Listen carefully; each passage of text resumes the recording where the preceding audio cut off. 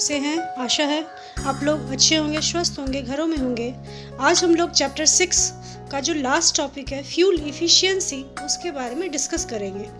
The amount of heat energy produced on complete combustion of 1 kg of a fuel is called its calorific value. Actually में fuel की जो strength होती है उसको calorific value में measure किया जाता है। और कैलोरीफिक वैल्यू क्या होता है? कैलोरीफिक वैल्यू का डेफिनेशन होता है the amount of heat energy produced on complete combustion of 1 kg of a fuel. 1 kg fuel के जलने के बाद जितना हीट एनर्जी प्रोड्यूस होता है उसे हम कैलोरीफिक वैल्यू कहते हैं। The calorific value of a fuel is expressed in a unit called kilojoule per kg। Kilojoule per kg is the SI unit of calorific value. Calorific value of some fuels are given in table below. नीचे के table में ये कुछ जो calorific value है कुछ fuel के उनके बारे में दिया गया है, इसे हम स्टडी करेंगे। जैसे cow dung cake. Cow dung cake का कैलोरीफिक वैल्यू किलो जूल पर kg में कितना होता है? तो 6000 to 8000, वुड का 17000 to 22000, coal 25000 to 33000, petrol 45000, kerosene 45000, diesel 45000, methane 50000, CNG 50000, LPG 55000, biogas 35000 to 40000 and hydrogen 1,50,000 kilo joule पर kg इसका कैलोरीफिक वैल्यू होता है। यानी कि जिस फ्यूल का कैलोरीफिक वैल्यू जितना ज़्यादा हाईएस्ट होगा वो उतना ज़्यादा गुड फ्यूल माना जाता है। So hydrogen is the best fuel but we use biogas and LPG in place of hydrogen. Burning of fuels leads to harmful product. अब फ्यूल तो हो गया, फ्यूल का हम लोग बेनिफिट्स समझ गए, बट लगातार रिपीटेडली अगर फ्यूल को यूज़ किया जाए तो उसका बहुत ही हार्मफुल इफ़ेक्ट भी पड़ता है। और वो हार्मफुल इफ़ेक्ट डायरेक्टली कहाँ पड़ता है? तो इन्वायरमेंट पर। The increasing fuel consumption has harmful effects on the environment. Environment पर इसका बहुत ही बैड इफेक्ट पड़ता है। जैसे कि carbon fuels like wood, coal, petroleum release unburnt carbon particles. Actually जब कार्बन फ्यूल जैसे कि वुड, लकड़ी जलती है या कोयला जलता है या फिर पेट्रोलियम, जो भी प्रोडक्ट जलते हैं कार्बन के, तो वो रिलीज करते हैं अनबर्न्ड कार्बन पार्टिकल्स को।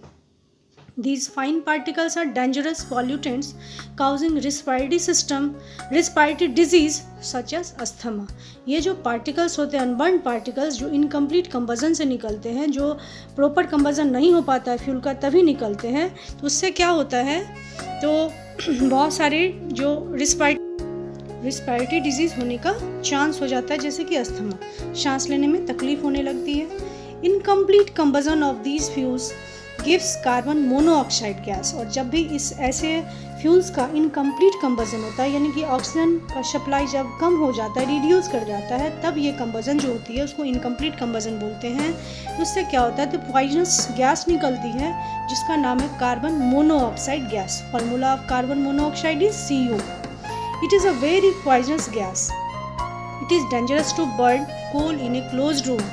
क्लोज रूम में अगर बंद कमरा है तो ये काफ़ी ज़्यादा डेंजरस है।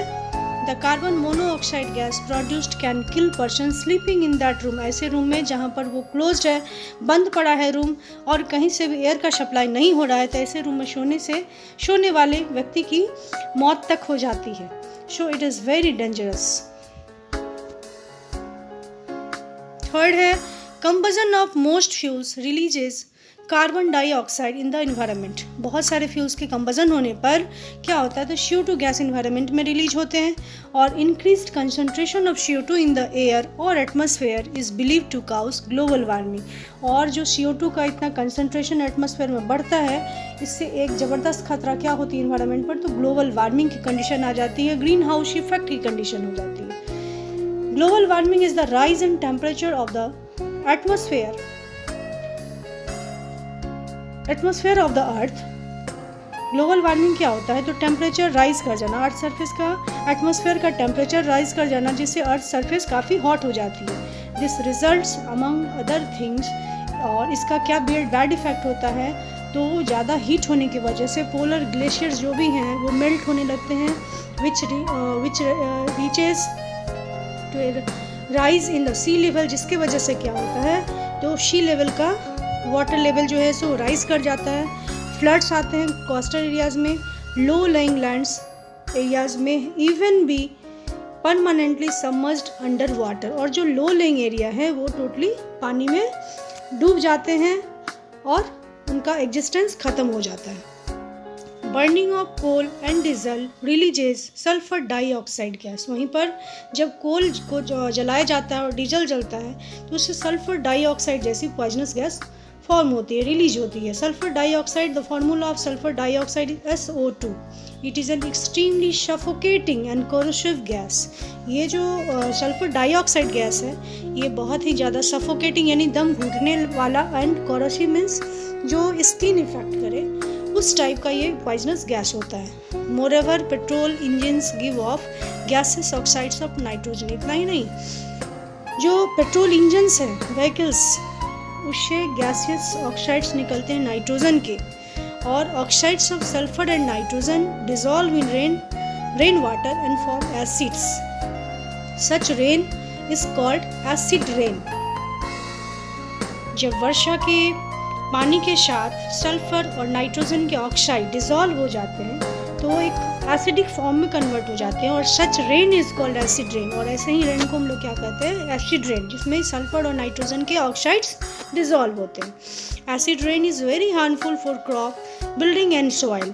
एसिड रेन बहुत ही डेंजरस होता है, हार्मफुल होता है फसल के लिए, बड़े बड़े बिल्डिंग्स के लिए, एंड सॉइल की फर्टिलिटी रेट के लिए ये बहुत ही डेंजरस होता है, हार्मफुल होता है। ये सॉइल की फर्टिलिटी रेट को घटा देते हैं, और बड़े बड़े बिल्डिंग जो मॉन्यूमेंट हैं उनके चमक को भी ये ख़त्म कर देते हैं। The use of diesel and petrol as fuel in automobiles is being replaced. Automobiles में जो फ्यूल्स यूज होते हैं डीजल और petrol is being replaced by आज के डेज में क्या होता है, nowadays the diesel and petrol as fuels in automobiles used as in automobiles is being replaced by CNG।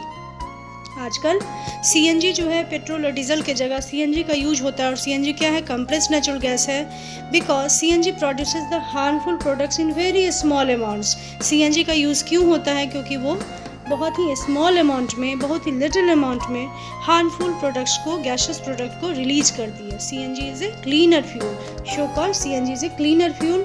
CNG environment friendly होता है, इसलिए इसका यूज ज़्यादातर व्हीकल्स में किया जाता है। तो हमारा चैप्टर 6 यहाँ कंप्लीट होता है।